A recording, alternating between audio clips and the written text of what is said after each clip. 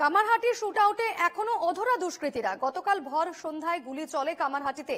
বাইকে করে এসে গুলি চালায় দুষ্কৃতীরা। ডাক্তার দেখাতে এসে দুজন গুলিবিদ্ধ হন।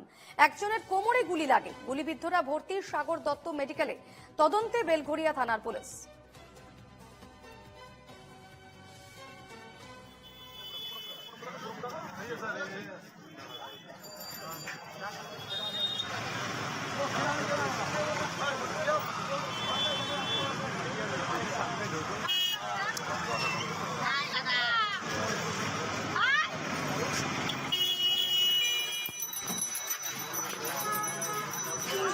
তিনজন এসে পুরো শুট করছে। এবার আমাদের গা ঘেঁষে একটা ছেলে পালা যেতে গেছে, আমাদের একজনের গায়ে পুরো কোমরে পুরো গুলিটা লেগে গেছে। এবার ওর লেগেছে নাকি গা ঘেঁষে গেছে আমরা জানি না, কিন্তু প্রচুর রক্ত বেরাচ্ছিল। চিনি না, আমরা তো ডাক্তার দেখাতে এসেছি, নর্মাল চা খাচ্ছিলাম দাঁড়িয়ে। আমার হাজবেন্ড।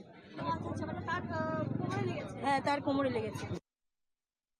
ওনার কেউ আতঙ্কি নেই, ওনার বিকালে বাড়িতেই ছিলেন, উনি গেছেন কারখানায় আসার পর এগুলো হয়েছে। উনি তো দীর্ঘদিন ধরে এই অঞ্চলে রাজনীতি করতে, কাউন্সিলর কি যোগাযোগ করেছে? না, আমি এইগুলো জানি না, এইসব পার্টি পলিটিক্সের কথা আমি জানি না। উনি যাচ্ছিলেন, কি হচ্ছে না হচ্ছে আমি কিছু। কেন গুলি করলো, কারা গুলি করলো? আমি তো দেখিনি, আমি তো বাড়ির হাউস ওয়াইফ, আমি কি জানি কি হচ্ছে না হচ্ছে। বলতে পারছি না, ক্লিয়ার ওনার সঙ্গে কথা বলেই বলা। কটা গুলি চালিয়েছে? 2+ কজন আহত হয়েছে? 2 লোক আহত হয়েছে। সন্তু দাস সে এখন কেমন আছে? ও ভালো আছে, ওটা শুধু ওনার শুধু স্ক্র্যাচ টাইপের আছে। আচ্ছা, আর বিকাশ সিং এর কোথাও কোথাও গুলি লেগেছে? মেবি স্টমাকে গেছে, হসপিটালে পাঠানো হয়েছে। ডিটেলস একটু পরে। যারা গুলি করতেছে তাদের কোনো আইডেন্টিফাই করতে আপাতত না, আমরা প্রাইমারি স্টেজে আছে এখন, একদম জাস্ট প্রাইমারি স্টেজে আছে, আমরা চেষ্টা করছি। কামারহাটির শুটআউটে এখনো অধরা দুষ্কৃতীরা। গতকাল ভর সন্ধ্যায় গুলি চলে কামারহাটিতে। বাইকে করে এসে গুলি চালায় দুষ্কৃতীরা। ডাক্তার দেখাতে এসে দুজন গুলিবিদ্ধ হন। একজনের কোমরে গুলি লাগে। গুলিবিদ্ধরা ভর্তি সাগর দত্ত মেডিকেলে। তদন্তে বেলঘরিয়া থানার পুলিশ। আমাদের সঙ্গে এই মুহূর্তে টেলিফোনে রয়েছেন প্রতিনিধি মিন্টু চক্রবর্তী। মিন্টু, যে ঘটনাটি ঘটেছে গুলি চালনার ঘটনা, এই ঘটনায় এখনো পর্যন্ত দুষ্কৃতীদের হদিশ পাওয়া গেল, কি জানাচ্ছে পুলিশ?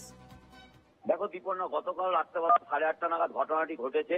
এখন পর্যন্ত পুলিশ কোন রকমই দুষ্কৃতীদের কোনো ট্রেস এখন পর্যন্ত করতে পারেনি। পুলিশ সূত্রে এইরকমই আমরা জানতে পারছি। তো সমস্ত সিসি ক্যামেরা ফুটেজ গুলো তারা খতিয়ে দেখছে, কিন্তু তাতেও এখন পর্যন্ত তারা কোন রকম দুষ্কৃতীদের এখনো চিহ্নিত করতে পারেনি। যদিও কালকে যে গাড়িটি করে দুষ্কৃতীরা এসেছিল সেই গাড়িটি তারা পুলিশ বাজেয়াপ্ত করেছে, কিন্তু এর থেকে বেশি কোনো এখন পর্যন্ত কেন মারলো, কি কারণে মারলো এই বিষয়ে এখন পর্যন্ত পুরো সম্পূর্ণভাবে ধোঁয়াশা রয়েছে। এই বিকাশ সিং এই অঞ্চলে যে তৃণমূল কাউন্সিলর রয়েছে তারই খুব ঘনিষ্ঠ বলেই জানা যাচ্ছে।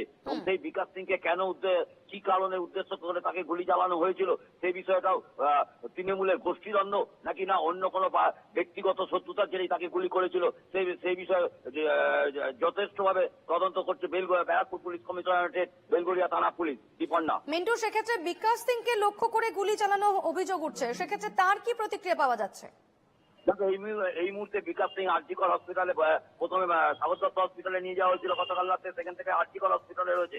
এই মুহূর্তে সে চিকিৎসাধীন অবস্থায় রয়েছে পুলিশের ঘেরাটোপে। এই মুহূর্তে বিকাশ সিং এর সাথে বাইরের কোনো সাংবাদিক বা কারোর সাথে কথা বলতে দেওয়া হচ্ছে না, পুলিশ ঘেরাটোপে তাকে রেখে দিয়েছে। দীপন্না, অবশ্যই এদিকে নজর রেখো। আপাতত ধন্যবাদ মিন্টু। এ নিয়ে আমরা কথা বলেছিলাম প্রাক্তন পুলিশ কর্তা নজরুল ইসলামের সঙ্গে এবং কথা বলেছিলাম বিজেপি নেতা সজল ঘোষের সঙ্গে। কি বলেছেন তারা রাখবো আপনাদের সঙ্গে। বাইরে অপরাধীদের হাতে অস্ত্র আছে এবং সে বেআইনি আগ্নেয়াস্ত্র প্রশাসনের লোকেরা উদ্ধার করছে না।